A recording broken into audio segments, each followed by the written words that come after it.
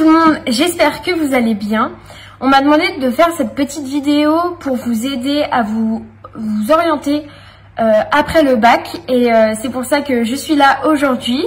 Donc moi c'est Savannah, j'ai 20 ans, bientôt 21.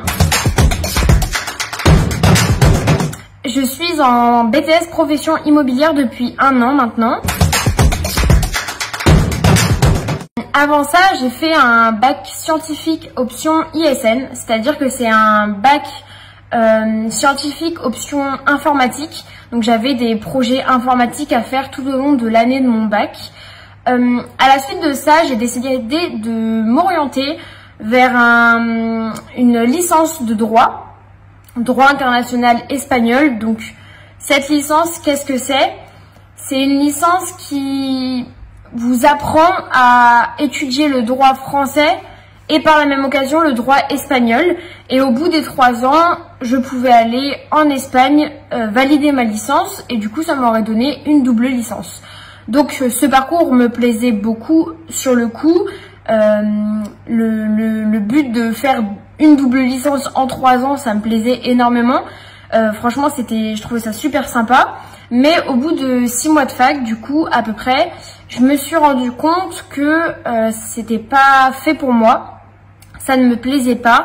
Et du coup, j'ai décidé de travailler 6 mois, le temps de me réorienter en septembre. Et en septembre, je me suis du coup orientée vers le BTS profession immobilière. Donc le BTS profession immobilière, beaucoup de personnes pensent que c'est un BTS qui amène seulement à la profession d'agent immobilier, mais pas du tout.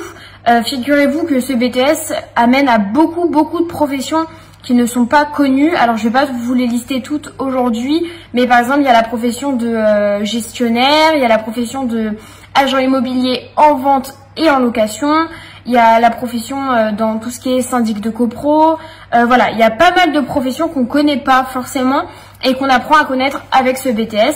Donc c'est sur une durée de 2 ans. Moi je le fais en alternance parce que je trouve que c'est sympa d'apprendre sur le terrain aussi et pas d'être que en théorie. Du coup je le fais en alternance. Je gagne du coup un petit peu d'argent tous les mois, ce qui est plutôt sympa pour moi qui a 20 ans. Ça m'évite d'avoir juste de l'argent de poche. Je peux faire pas mal de choses avec cet argent-là et je peux être beaucoup plus indépendante dans ma vie de tous les jours. Les matières en général sont vastes. Vous faites du droit, de l'économie, de la transaction-vente, de la location, de la gestion, de l'architecture. Voilà, ce BTS vraiment touche à tout et c'est pour ça qu'il est vraiment sympa et accessible à tout le monde.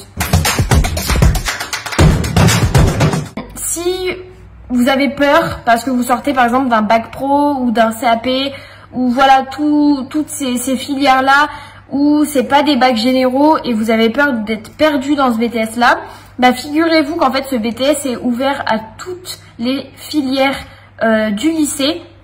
Alors ça veut pas dire que c'est un BTS facile parce que c'est l'un des BTS les plus durs en France, mais il n'est pas fermé. Que vous veniez d'un bac pro, d'un CAP, d'un bac ES, d'un bac S, d'un bac technologique, vous pouvez y accéder. En général, vous avez des petits tests d'entrée parce que ça se fait dans des écoles privées, mais les tests sont pas forcément très difficiles et vous pouvez y accéder assez facilement. J'espère en tout cas que cette petite vidéo aura su vous guider un peu plus dans votre orientation. Si vous avez d'autres questions, n'hésitez pas. On est là pour y répondre. Et puis vous avez d'autres vidéos sur d'autres métiers qui peuvent aussi vous aider et vous en apprendre un peu plus sur les métiers que vous pouvez faire après le bac. Bonne journée à tous!